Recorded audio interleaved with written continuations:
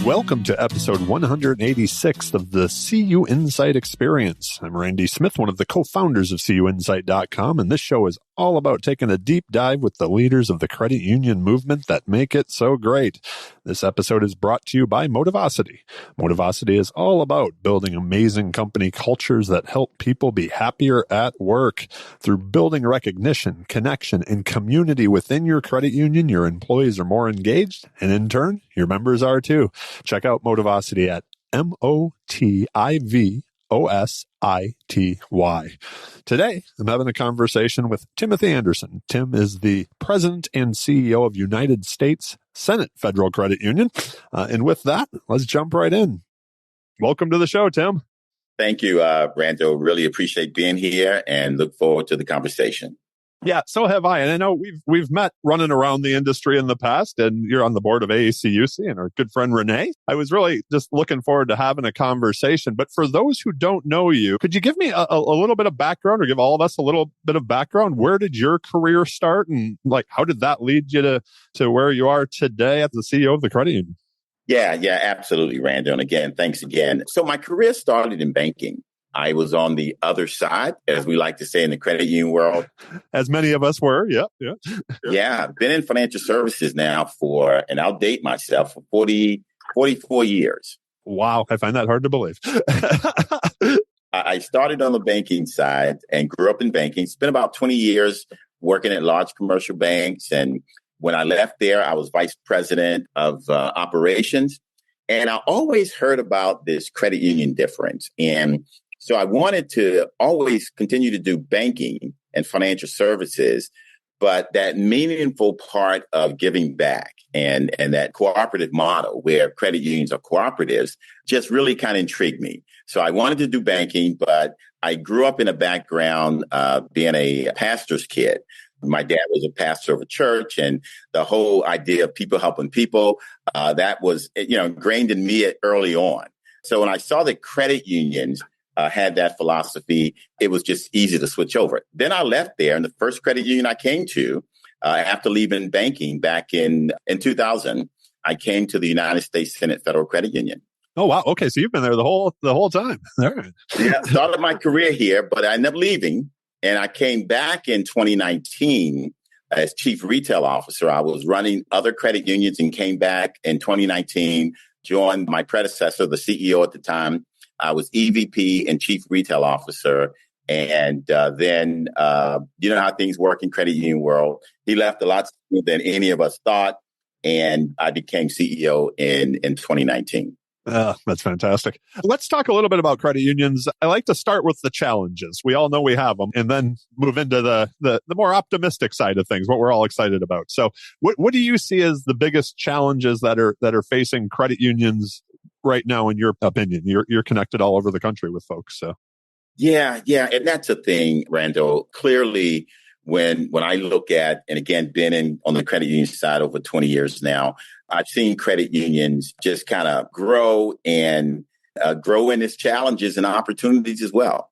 And I think some of the biggest challenges right around digital transformation. I think if you don't get that right, it's going to be hard, really hard to compete. So competition, digital transformation to include AI and all the things that's a part of AI, and then the regulatory burden. I mean, there are times where clearly, the regulatory strangle can happen. And I think credit unions need to be able to navigate through that. We've been able to navigate through it. We continue to navigate through it. I think the last few years with the Fed chairman continuing to raise interest rates, I think that's wreaked havoc on credit unions' balance sheet. So there's a big part there with interest rate risk and all those things you have to deal with there. So I look at digital transformation, cybersecurity, the challenges there, clearly the regulatory burden, and just being in the most extreme interest rate environment that we've seen probably in some of our lifetime.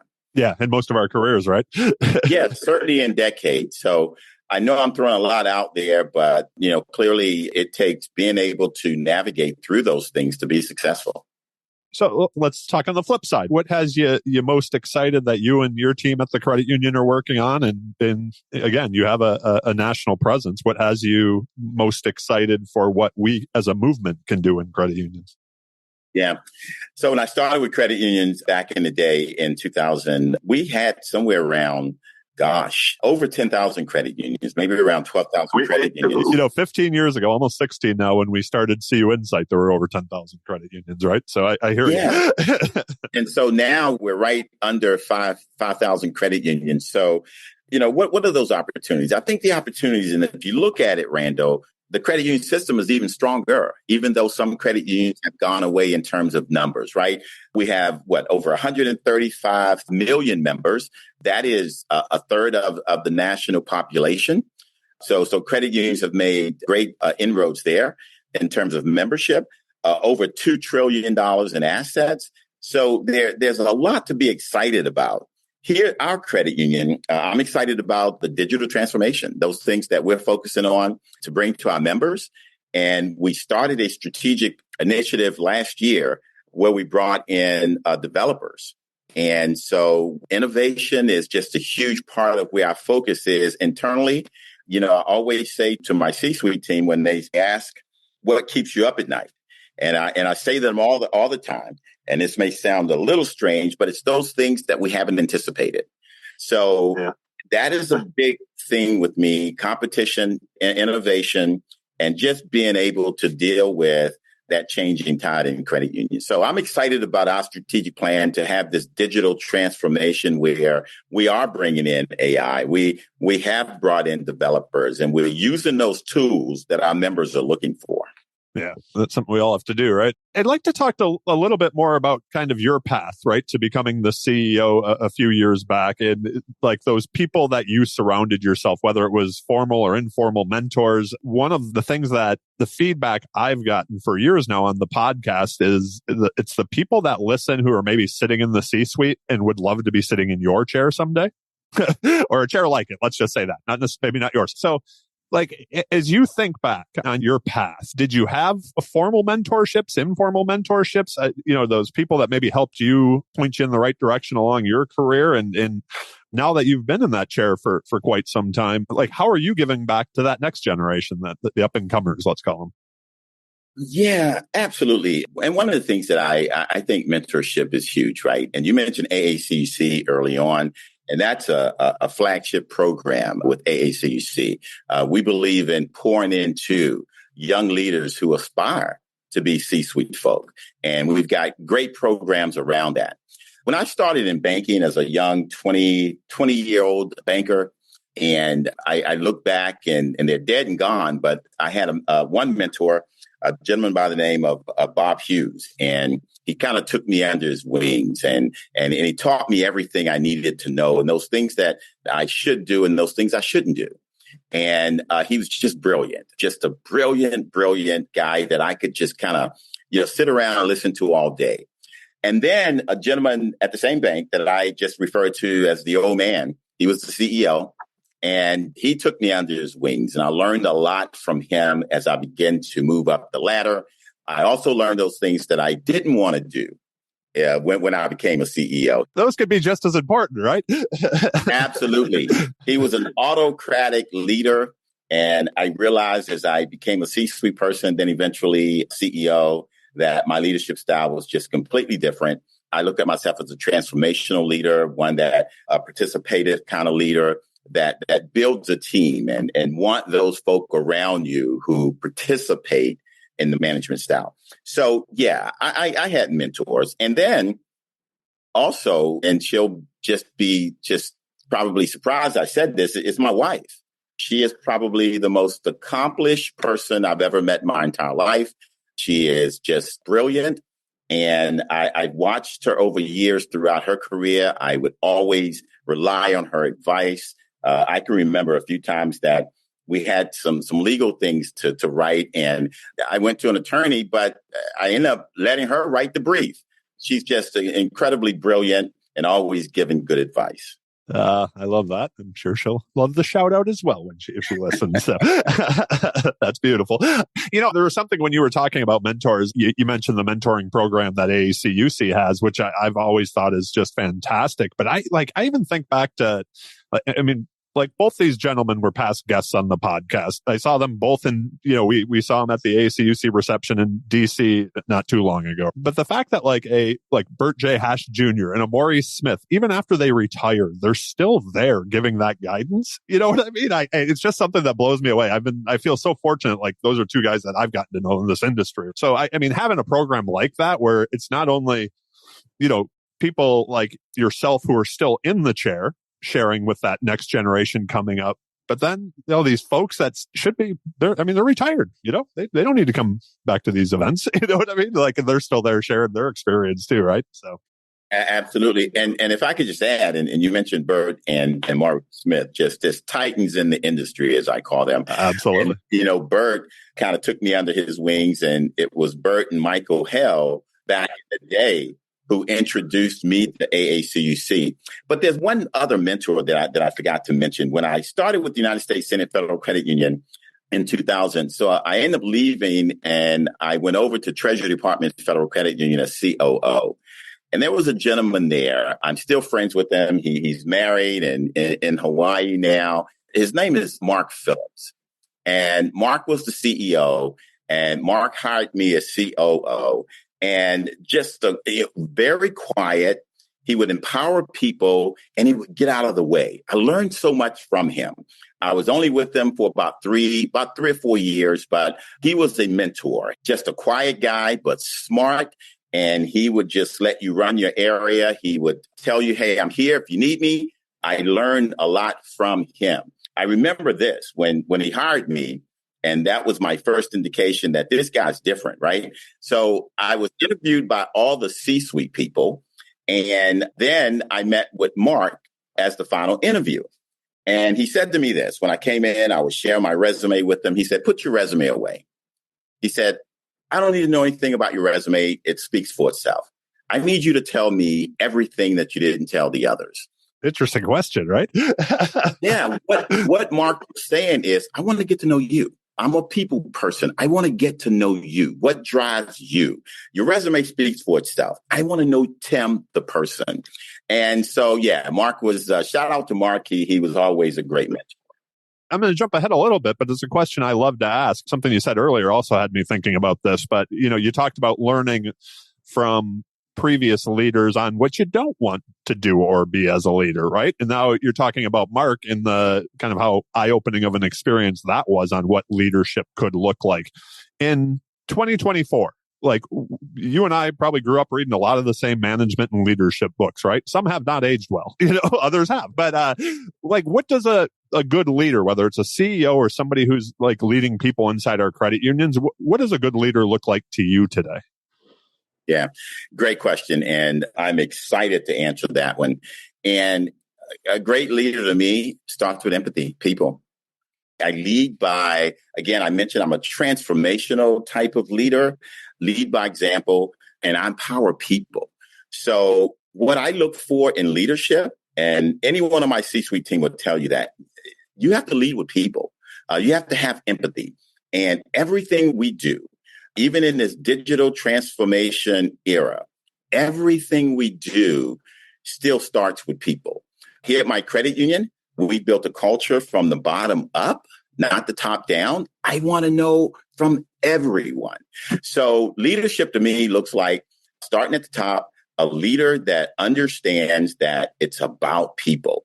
And if you can ever have that type of transformation at the top where all of your leaders get that it's about their people, I think you can be successful. All the different things that we talk about that are needed in this day and time with AI and digital transformation, all the different types of technology that we bring to our members, it still starts with people. People are still our main resource. I'll take a step back before I kind of move into this question a little bit, but oftentimes the folks who make it to that, the senior leadership levels, they're go-getters, right? Like the kind of that personality wise. So, early in career, you see people, sometimes the ones who are getting ahead are the ones who are putting their head down and getting the work done and doing it. But then as you become a leader and you have to empower others, was that something that came natural to you? Or was it something that you kind of had to learn over time to say, I need to trust in other people to do that? Like, I can't run the whole credit union by myself, right? Yeah. And so that came from, I mentioned the old man, the CEO back at the bank, and his autocratic type of leadership. It was always his way, the highway. So it was his way of how even you ran your divisions. So over time, I think it came over time, but I think it was always sort of kind of innate. I'm a people person, always have been. When you can maximize the strengths of people, then to me, you can really be successful in a lot of things. So I believe this. I believe that and leadership to me is easy. I believe that you trust people, you empower them, then you give them the authority, not just the responsibility,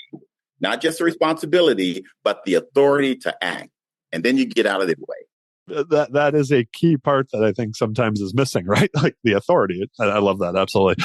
You've talked a bit about culture in the credit union. When you're looking, and I like to ask the question to you as the CEO, if you were looking and you're adding to your senior leadership team, so that your direct reports, is there something that, on the one side that you're looking for in that process, or whatever that process happens to look like? And on the flip side of that, is there something that somebody says and you're like, yeah, you're just not going to fit here?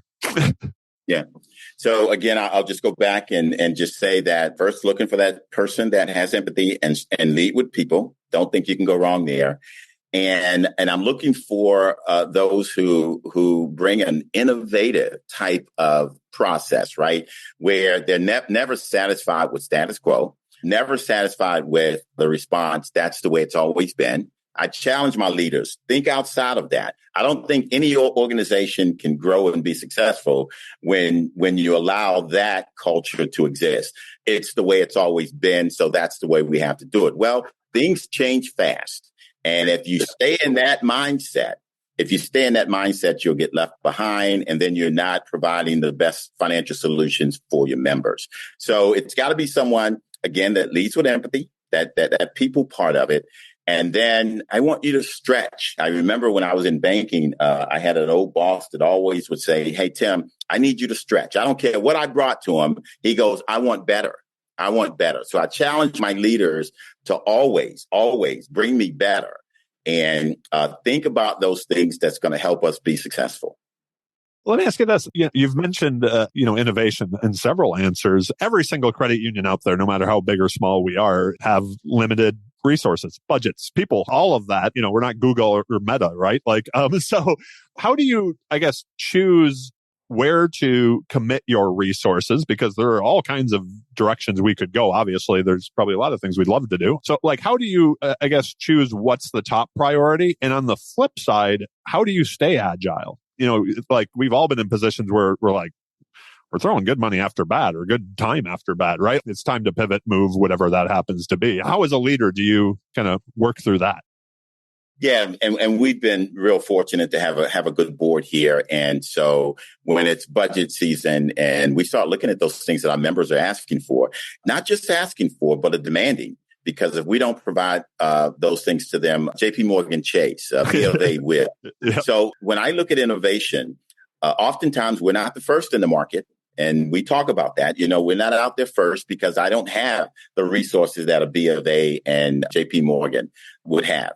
So we have to be right. I always tell our C-suite people, when we jump out there, we have to be right. We can't be wrong because we don't have a bunch of dollars to then say, wow, we just kind of blew it and we were wrong. And now let's start over. No, that's wasted resources. BofA and JP Chase, maybe they can do that. But I do look at those banks because our members look at them. It's not just credit unions we have to look at. Our members are looking at the big banks. So when I look at allocating resources for example, the digital transformation, then we decided okay, how do we do that? Well, let's bring in some developers. And we did that. And now we're developing internally. We're building some of those types of platforms where we can kind of say, okay, we may not be first. Okay, JP Chase and BofA, they're first. but we can follow suit. We can jump out there and have these products and services, financial solutions that our members are looking for. Because again, we're the type of institution with our guarded resources. It's our members' money. We have to be right. We can't jump out there in the market and be wrong. That being a fast follower, there's nothing wrong with that, right? So let them make the mistakes and then jump in. One question I didn't want to skip over because I was interested to hear this from you is one that I've loved to ask for the last couple of years. And it's that idea of, can you think of like an investment that you made in your career that you know you wouldn't be where you are today? That greatest investment. And I always give the example. It was this question comes from a podcast where I heard Warren Buffett say it was Dale Carnegie courses for him. Was there something that sticks out over your 40 years in the business where you're like, yeah, that was a helpful investment?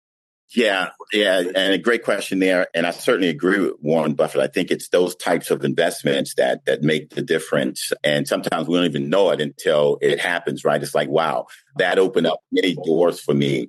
And probably, Randall, it would be when I made the investment to get my MBA in finance, because I remember the old man, the CEO back at the bank said to me that, it's great with your bachelor's degree, but in this environment, in this financial services world, Tim, I can tell you that an MBA is a separator. And so I thought about that. I went on, I got my MBA in finance. And I've always said this, degrees don't make you any smarter than anyone else, but it gives you the ability to have that critical thinking and those types that come along with it. So I think that was a turning point for me that helped with my success. And then I went on, and I was at the University of Maryland. I went on then to be an adjunct professor in finance and economics at the same university. So I really believe that was a turning point for me. It helped accelerate those things that I was looking for in financial services. One question I had for you, and you mentioned your relationship with your board as you were talking, the digital transformation, the strategic thinking. Many, friends that have become CEOs, talk about that transition of, reporting directly to a board, right? You kind of go from having, like you mentioned, being the COO of a credit union, you go from having one boss to having 7, 8, 9, 11, whatever it happens to be, right? Like when you become the CEO. Any advice for maybe that new CEO or somebody who's, in the process of becoming a CEO at a credit union on, maintaining and what it takes to maintain a good positive relationship with a board of directors? Yeah. And that's so critical, right? It really is. And the advice that I would have is that never underestimate the board, especially in our environment, because they're volunteers. They're really smart individuals who have passion for the organization. They've been leaders in their own right. And the way I look at it is you have to, and I have 9 board members, and I look at, even though it's a group, I've got a board, and a lot of times I deal with them as a group, but I also have to pay attention to each one of them individually. So I would say develop those relationships individually, understanding what the board's requiring, having an open relationship. I think once you lose their trust, then that could be problematic. So always keep things before them. Don't keep things away from them. I think as CEOs, obviously at times we're the paid professionals and we know what we're doing. And at times, I think CEOs will err when they start thinking that, wow, I'm the smartest in the room. And, I tell my board what I want to tell them. No, you tell them everything about the organization to keep that trust and that open relationship. That would be my advice to aspiring CEOs and board relations. Just be open and transparent. This is great advice. And you sit on boards as well. So you play both sides of it, right? I'm not sure exactly how I wanted to put this question, but I know there was a direction. And you mentioned one of the words that I was looking at that was bouncing around my head, empowerment, empowering your team earlier. And, as a leader of a cooperative financial institution, you have influence and the ability to empower folks inside and outside the credit union, quite honestly. What does that mean to you? I guess when you look at your responsibility as a leader in our movement, what does the word empowerment mean to you? Yeah, and it means to pour in and obviously allow people. Now, when I mentioned empowerment earlier, I believe that within my structure and my team, where I think that you allow them to make their decisions, you allow them to do the things that they're hired to do, as opposed to being that kind of autocratic leader where you have to be involved and direct everything. I think it was Steve Jobs, and I'm paraphrasing, we don't hire smart people and tell them what to do. We hire smart people so they can tell us what to do. And that's my philosophy here. I empower my people to be their best authentic selves. They bring a lot to the table. And so in terms of just empowerment, I believe that we pour into our leaders. We do have influence as CEOs around the industry, right? And the way I channel that is to make sure that I try and be involved with all those things that are credit union related. The Maryland, D.C. Credit Union Association, I sit on the board there. Got a lot of colleagues there that I bounce a lot of things off of. So that whole empowerment to me is just allowing people to do what you bring them in to do and then get out of their way. I have to give a shout out to our friend John Brett Sakis over there as well, past guest on the show. So, yeah, John's a dear friend as well. I play golf with him. He's an outstanding golfer. I can tell you that during football season, I grew up in Metro Detroit, so I'm a Lions fan and John's a Bears fan. So the talk that goes back and forth then, and he likes to send me old videos and pictures of Walter Payton. It seems like it's always a lion that's underneath him jumping over. So I have to send him a Barry Sanders one from time to time. But anyways, I want to be respectful of the time here before we get into the rapid fire questions. Was there anything, Tim, that you were hoping I was going to bring up that I haven't yet that you wanted to talk about today?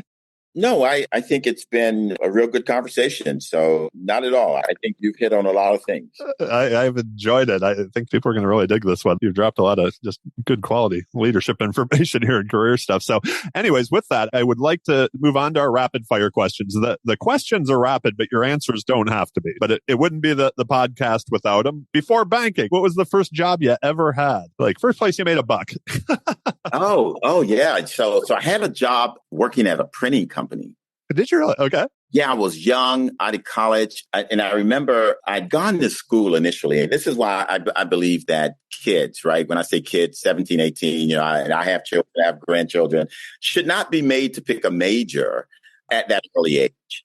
I don't think you really kind of know what you want to do. So it's when I first went to college and then I ended up dropping out and then going back to school for what I wanted to do. So I was working at a printing company. And I remember this. And my dad, he was a pastor of a church, but one of the things my dad did, and he's dead and gone now, but he used to work at a construction company also. And he was a blue collar worker. And I remember when I was 17, 18, going away to college, I asked Dad, what should I major in? And here's what he said, Randall. He said, you should major in a manly occupation, a manly degree. I'm like, what is that? What is a man? Yeah. but he was a blue collar worker. So, our parents have influence on us. So I ended up going to, at the time, a school in DC called Federal City College. And I took printing and publishing technology. So my dad said it should be a manly major. And my labs each Saturday, I was working on printing presses. And I would get ink all over me, and I absolutely hated it as a young teenager. Hated it. And so I did that for about a year and a half, and I dropped out. And I started working part-time at this printing company. So that was my first job before the bank, because then what I did is, and I'd had some jobs as young teenager, 14, 15, working as a courtesy patrol. But I remember the printing job, and I hated it. I ended up working at a printing company for a little while. Then I said, you know what? I got the position at the bank. And then I said, now that's what I want to go to school for. And that's when I went back and got my degrees in finance. That's fantastic. It's funny what those jobs right out of college, or even when we're in school, like we do over the summers, can make us go, oh no, that's not what I want to do. Right. Like, so I better get back in school and put my head down. Yeah. Is there anything taking up that personal growth space for you? What are you working on? What are you trying to learn? You've talked a lot about innovation and technology. Are there things you're educating Tim on currently? Yeah, just continuing to be the kind of leader that at this organization that builds a culture that's people-centric. We went about that. We started that when I first got back to the credit union. Again, you'll hear me talk about people. I lead with people. And we built out a people-centric organization. I'm excited about that. So I challenge myself and my staff to continue to be better in that arena, just building a culture where your kids can come and work, after you retire. And I also just continue to work on my professional goals. And that's to obviously to lead the credit union. And at some point when I retire, hand it off to someone that I think is going to lead as well and lead well. Let me ask you this. You mentioned very glowingly your wife earlier in the podcast. You mentioned your kids and the grandkids. Often leading an organization as the CEO, it can take up a lot of time and then some of that mental space as well. What advice do you have for folks out there? Anything that you've been able to create to keep all those relationships going well, right? Like the personal side as well as the professional side when there's quite a bit riding on your shoulders. Yeah. And it's that work-life balance, right? And we talk about it a lot. Work-life balance. And you say to yourself, is that just a cliche? What does it mean? But it's really, really, really important and needed. So the way I balance that is my wife will let me know when she seems to think that I'm working too much and not paying enough attention to her and the kids and the grandkids. And then I've learned over years is to make sure that I take that me time, if you will. And so, you have to actually do it. You have to make it a part of your life. It's intentional because oftentimes, we just go about and sometimes it doesn't resonate, right? That, wow, you need to really pay attention to work-life balance. So it has to be intentional. And I've learned to do that. Just take that time and spend with your family. Clearly, work is always present, but you have to spend that time with your family. It has to be intentional. Absolutely. What's the best piece of advice you ever received? And do you remember who gave it to you? Yeah. And it was the gentleman that I mentioned. I mentioned the old man, the CEO, but a gentleman by the name of Bob Hughes, the one that I started out young with at the bank. And he was the one that always said, be true to yourself. Always be true to yourself. Always be your authentic self. There are going to be times where things don't work out, but don't change who you are. Be authentic about it. Own up to a mistake if it happens. And I learned this a long time ago, too, and I apply that today. We're going to have failures. But when we fail, I tell my team here, fail quickly and move on because those failures can't define us. So Bob Hughes, that gentleman, was always telling me, just remain true to yourself. Be your authentic self. Don't try to be anyone else. Always learn from everything you do, your successes and your failures. What's the greatest album of all time? That one you can still listen to front to back. It's a Michael Jackson one. One in particular? Or? It's probably the Thriller one. That's the one. There's a reason it's one of the best of all time, right? You mentioned regulation being an issue earlier. This question comes from Chairman Harper at the NCUA. Who plays you in the biopic movie of your life? Wow, that's an interesting.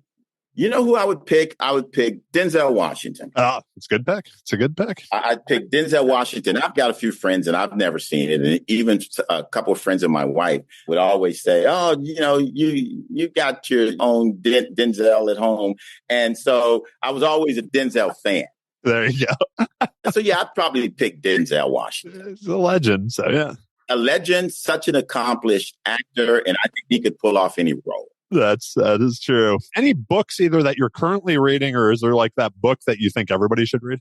Yeah, so I'm a Jamie Dimon fan. And so I've read the latest Jamie Dimon books, but I've always said that, and I was a big Jamie Dimon, but also Jack Welch, former leader at GE. And so I read all his books. But here's one that's going to probably maybe surprise you. The one that I would tell everyone to read. And it's an old one. Who Moved My Cheese? Oh, yeah. Yep. That is a classic, fantastic book. It's ageless. Yeah. It might have been 6-8 years ago. I went back to that book, actually. So, yeah. Absolutely. Because somebody had brought it up. When you hear the word success, who is the first person that comes to mind and why? Yeah, and I'm going to go right back to Jamie Dimon. I think, and obviously it's what we do, financial services. I think when Jamie Dimon first got positioned as a CFO, I think it was at a bank called Commerce Bank, and he had Sandy Wow was kind of like his leader or mentor.